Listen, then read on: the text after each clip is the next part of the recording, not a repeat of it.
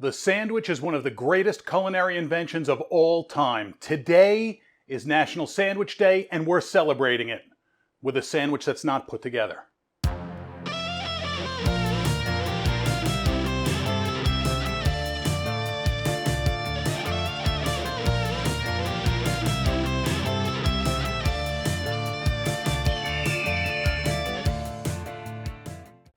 So today we're making the hot brown, which is not something you should look up on Urban Dictionary. It's an open-faced sandwich that comes from the Brown Hotel in Louisville, Kentucky, the great state of Kentucky.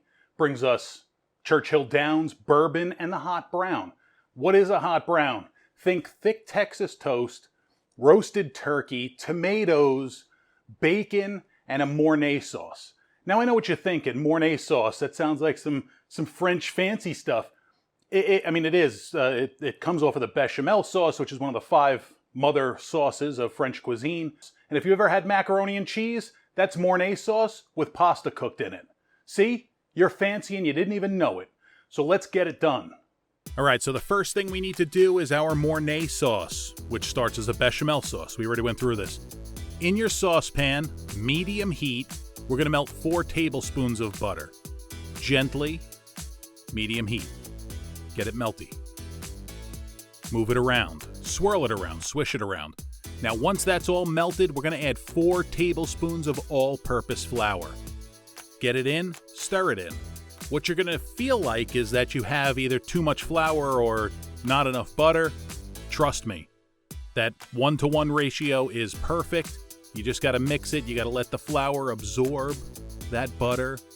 And now we're going to cook this, again, over medium heat, to cook out that raw flour flavor and get it a little nutty. You don't want to burn it, so make sure you keep stirring it, keep your eye on it. It's going to get bubbly and be amazing. Just give it time and take your time. You don't want to rush this. You really don't want to rush this. See, there you go. Now it's bubbly, and we're going to whisk in 3 cups of cold, and I mean ice cold, whole milk. You can use half and half or cream if you like the extra fat. Whole milk works perfectly. Get it whisked in. The ice cold milk, by the way, will prevent lumps. You don't want a lumpy sauce, so do it this way. Whisk it good, and we're gonna let this cook over medium heat until it just starts to bubble. You do not want to boil this. You just want to start seeing bubbles start coming up, just very gently. Once you're all mixed up, you want to check for seasoning, salt and pepper as needed. I didn't need to add any salt at this point, so I just added some freshly ground black pepper. Always fresh for maximum flavor. Get the pepper in there and give it a good mix. And then again, gently over medium heat. I'm going to keep saying that just so you remember it. Medium heat. We're going to let it thicken up. It's going to heat up. It's going to be amazing.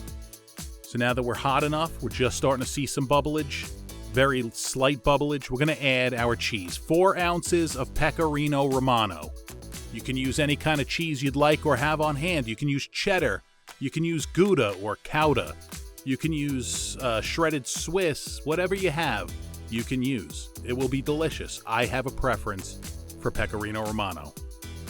And another reason why I didn't salt this yet is because Pecorino Romano is a bit salty.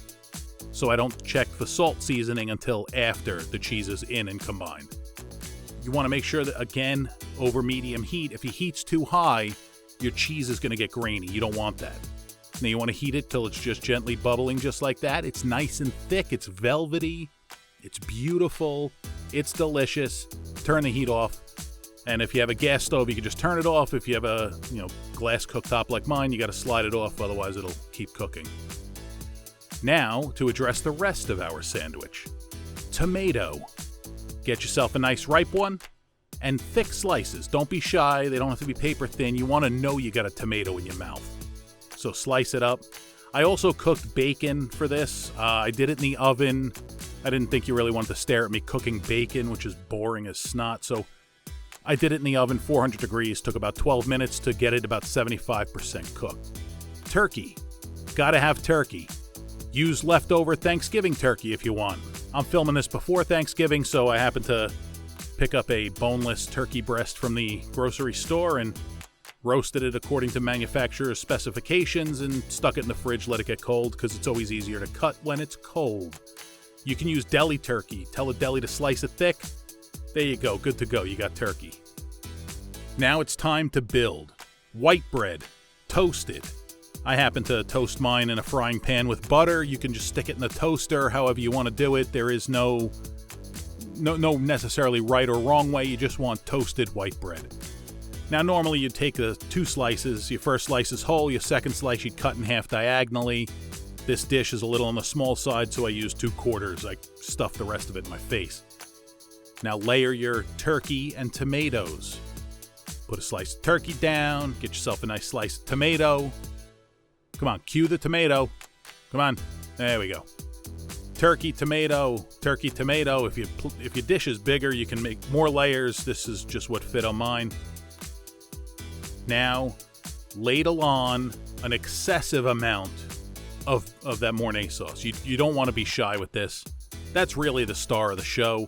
That's what really ties it together, kind of like the rug and the Big Lebowski. You want to make sure you have enough bechamel sauce. Oh, I'm sorry, Mornay sauce. Got my French sauces mixed up. Top it with 2 slices of your delicious, beautiful, almost perfectly crisp bacon. That's going to finish off in the broiler. And then to top this bad boy, because what way to top bacon? Cheese. More cheese. Cheese is good. So more freshly grated Pecorino Romano. And again, freshly grated for maximum flavor. That is so beautiful and so delicious.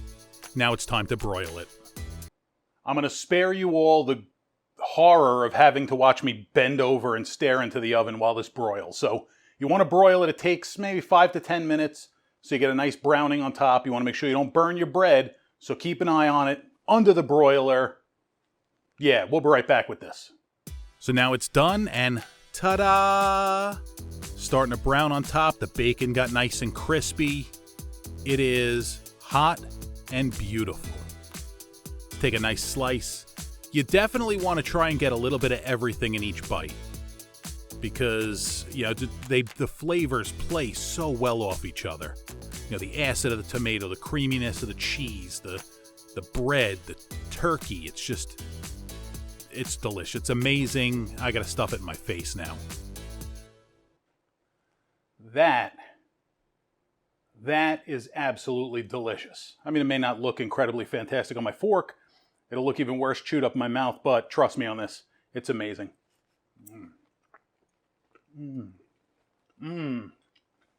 Wow. That's insane. So there you have the hot brown. Not too hard to make. Few simple ingredients, but maximum flavor as usual. So make this for yourselves. Drop down in the comments whether or not you liked it, if you tried it. If you have any suggestions of something you want to see me make, hey, drop that down in the comments. You want to tell me I suck? Drop that down in the comments. I really appreciate you guys watching, and we'll catch you on the next one.